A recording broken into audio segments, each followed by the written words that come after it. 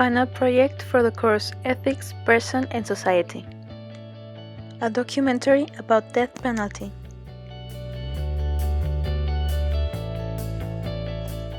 It is believed that death penalty was the common punishment during the ancient history and Middle Ages. Death penalty is also known as capital punishment, which comes from the Latin capitalis, meaning punishment of the head. This is because beheading was a common way to sentence to death. But historically, there have been other methods, such as burning alive, crucifixion, hanging, shooting, among others. One example of its ancient implementations is Babylon during the 18th century BC, when 25 crimes were punished this way. In Greece, during the 7th century BC, the Draconian Code of Athens established death penalty as the only punishment for all crimes. Another example is Rome during the 5th century BC, when the Roman law of the 12 tablets set some legislations on which crimes had to be punished by death. But we also have to mention William the Conqueror, who was one of the first authorities who tried to forbid death penalty during his reign in England in the 11th century.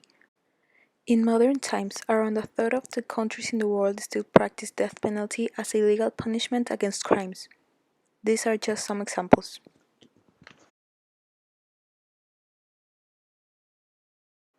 In Mexico, as in the rest of the world, death sentence was common to those who transgressed the law. In the pre-Columbian times, the Aztecs and other cultures used to mutilate and kill serious criminals. When the Spaniards arrived, they gave to the ecclesiastical authorities the power to implement death sentence to those who they considered criminals.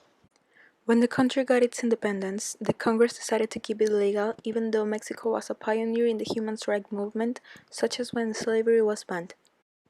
Throughout the 19th century, death penalty was subjected to a series of political reforms due to the cruelty and brutality of its current practice. At first, in 1835, the Mexican Penal Code established that this sentence should be done mercifully until it was time to expose the criminal to the denigrating public execution. 36 years later, the Código Juárez modified it as to not attempt against the criminal's dignity, eliminating the public part from the sentence. Because Mexico is a federal republic, the states have the legal right to banish death penalty even though it was legal in a federal way. During the 20th century, death penalty was slowly prohibited across the states, and the government made it officially illegal in 2005 by the constitutional articles 14 and 22. In Mexico, death penalty was officially banned in 2005.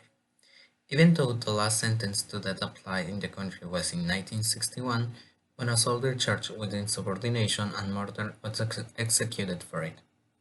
In the last years, because of the turmoil and violence in the country, due to the narco traffic and corruption that prevails, some political parties have proposed to reinstall the capital punishment as a legal sentence to those who committed a serious crime.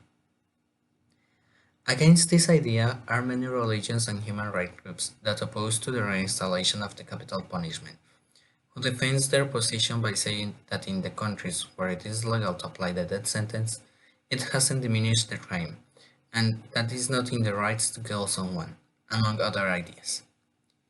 Even though of the opposition by some groups, there has been many polls asking the Mexican society what they think about the death sentence, and if they agree or not whether it should be reinstalled.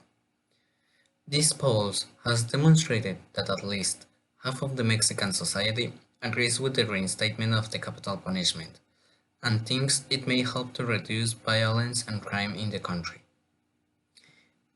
Even though if Mexico decides to reinstall the death sentence, it has signed and ratified international documents, the American Convention on Human Rights, and the International Covenant on Civil and Political Rights, that prohibits the reinstallation of the capital punishment once it has been made illegal on the country.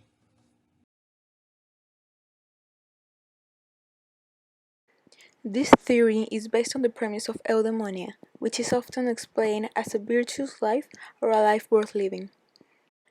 The human virtues are measured as in a straight line, where the left side means that the person does not reach the virtue, and the right side means that they are exceeding practicing the virtue. For any illegal act, there is at least one virtue that the criminal is not practicing the proper way, and is probably not willing to do it either.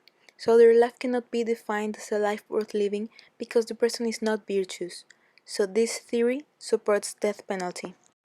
Contractarianism explains the humankind as mean and nasty beings, but rational enough to live in society, a society that is necessarily divided into classes based on the money and power they have. This sets some social contracts such as rights and obligations that if not respected, the social structure would be destabilized, like criminality does, because it does not let people develop in society or even survive in it. So death penalty would be a useful way to end criminal conduct, since criminals do not get to have the benefit of their rights due to disrespecting their obligations. So this theory supports death penalty. According to the divine law theory, God is the supreme creator of humanity and the only one who can judge it.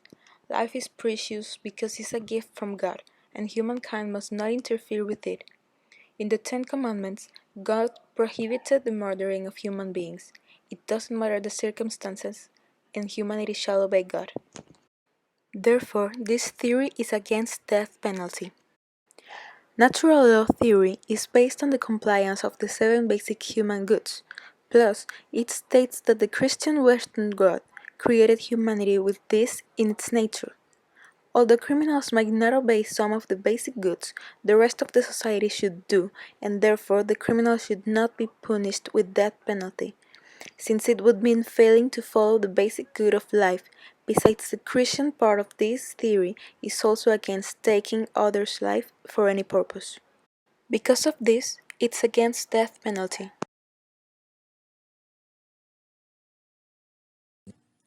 In Kantian ethics, the benefit of humankind is the objective to which all actions are focused on it. It gives you imperatives that are not open for discussion. Whether some imperatives are fixed rules and others are hypothetical imperatives, meaning that must be followed when certain conditions are met. In order to follow the goals of humanity, I must accept that whatever I do, the others can do it too. And the best way to look for humanity is by trying to re-educate the criminals, so they can live in an ethical life after all.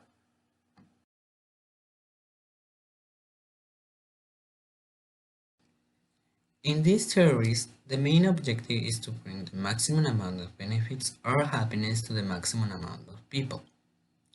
Criminality does the contrary by bringing violence, corruption, and death to the society.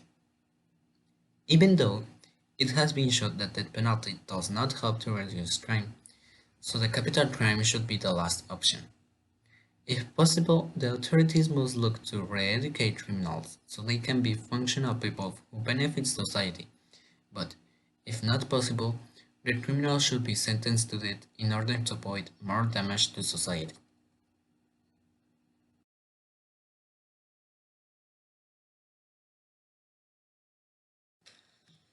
According to egoism, the only motivation to do or design something should be our own interest. So, in the hypothetical case that someone committed a serious crime against another person and that person had the power to decide what happens to a criminal, they might even want to kill them, just as long as the offender gets what he deserves. In that context, death penalty would be possible and a fair way of punishment for the illegal actions.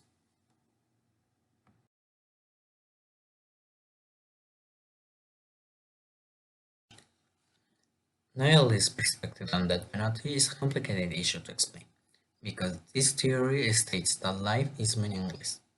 Therefore, any illegal action would not have as much impact as for a non-nihilist society, and consequently, a punishment would not be a matter of concern. In conclusion, the decision will depend completely on the crime, the people affected, and those who make the judicial decisions.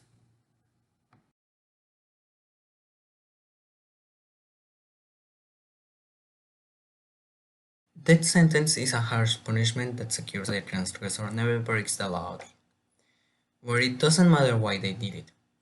It was common to see people stealing food in order to feed their family and were sentenced to death. the type of crime they committed. It was common people who committed non-serious crimes and were punished like the death capital, and was even used to eliminate those who were against the authorities. Due to the current situation of corruption that affects Mexico, death sentence may help to increase the injustice and inequality in the country by punishing to death innocent people. Likewise, it has been demonstrated that death penalty does not diminish the level of crime in the countries where it is applied. Therefore, we do not think it would be a good addition to the Mexican legislation. Besides, there are ethical arguments and international agreements to not practice it. Instead of reestablishing it, there should be an improvement in judicial process to try to reform criminals and inform population about all of it.